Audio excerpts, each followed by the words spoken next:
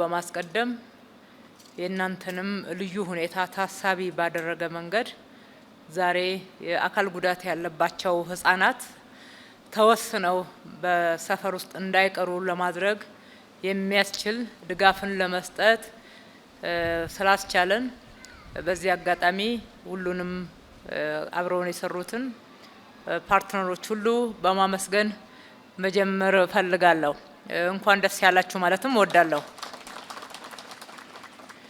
እንደምታውቁት አዲስ አበባ ህጻናትን ለማሳደግ ምርጧ አፍሪካዊት ከተማ እናደርጋታለን ብለን አልመን በቀዳማዊ ልጅነት ፕሮግራማችን በርካታ ስራዎችን ስንሰራ ቆይተናል። በርካታ ውጤቶችንም ማየት ጀምረናል። በተለይም እያንዳንዱ ሰፈር፣ እያንዳንዱ ቤት፣ እያንዳንዱ ወላጅ ስለ ህጻናት በቂ ትኩረት የሚሰጥ በቂ ግንዛቤ ያለው ህጻናት ሁለንተናዊ እድገት እንዲኖራቸው በአካል በአእምሮም እየተገነቡ ማደግ እንዲችሉ ይሄ ደግሞ መብታቸው እንደሆነ ታውቆ መብታቸው እንደሆነ በማወቅ ብቻም ሳይሆን ደግሞ እውቀትም ጭምር ያለን ሆነን በማሳደግ በኩል አዲስ አበባን በዚህ በኩል እየገነባናት ነው ያለነው። በእያንዳንዱ የአዲስ አበባ አካባቢዎች ከሄድን በርካታ የህጻናት መጫወቻዎችን እናገኛለን። የህጻናት መዋያዎችን እናገኛለን። ከዛ ባሻገር ፕሮግራማችንን በተሟላ ሁኔታ ለመተግበር ያስችለን ዘንድ በእያንዳንዱ ቤተሰብ አካባቢ ያለው የህጻናት ሁኔታ እያንዳንዱ ወላጆች ጋር ያለው ለህጻናት የሚያስፈልገው ድጋፍ፣ እንክብካቤ፣ የተሟላ እድገት እንዲኖራቸው ለማድረግ የሚችል እውቀት፣ መረጃ፣ ማስረጃ መኖሩን እየተከታተልን የምንሰራበትን የአሰራር ስርዓት ተግብረን ነው ስንሰራ የቆየ ነው። ወደ 5000 የሚሆኑ ክትትል የሚያደርጉ ባለሙያዎችን ቀጥረን እያንዳንዱ ህጻናት ጋር ያለውን ፍላጎት በማወቅ ምን አይነት ድጋፍ እንደሚያስፈልጋቸው በትክክል ተይዘው እንደሆነ መረጃ ይደርሳቸው እንደሆነ የጎደለውን ጉዳይ በመለየት እሱን የፕሮግራማችን አካል አድርገን እሱ ላይ አቅደን ስንሰራ ቆይተናል። በዚህም በብዙ መቶ ሺዎች የሚቆጠሩ ህጻናትን መድረስ ችለናል። በህጻናቱ አማካኝነት እናቶችንም መድረስ ችለናል። ነገር ግን ከተማችን ሰፊ ናት።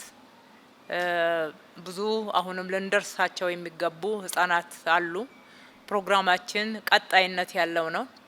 በፕሮግራማችን ውስጥ ግን በልዩ ሁኔታ ሊታዩ የሚገባቸው ልዩ ፍላጎት ያላቸው የነኚህ የልዩ ፍላጎት ደግሞ ተለይተው መሟላት ያለባቸውን ግብአቶች በማሟላት በኩል የለየናቸው ህጻናት እንዲሁ መደገፍ ስላለባቸው እነሱም እንደሌሎቹ ህጻናት የመጫወት የማወቅ አጠቃላይ አካባቢያቸው ላይ ያለውን ሁኔታ የመጠቀም መብት ስላላቸው ሊደረግላቸውም ስለሚገባ ፕሮግራማችንም አንዱን ይህንኑ ትኩረት ስለሚያደርግ እነኚህን ህጻናት መለየት ተችሏል።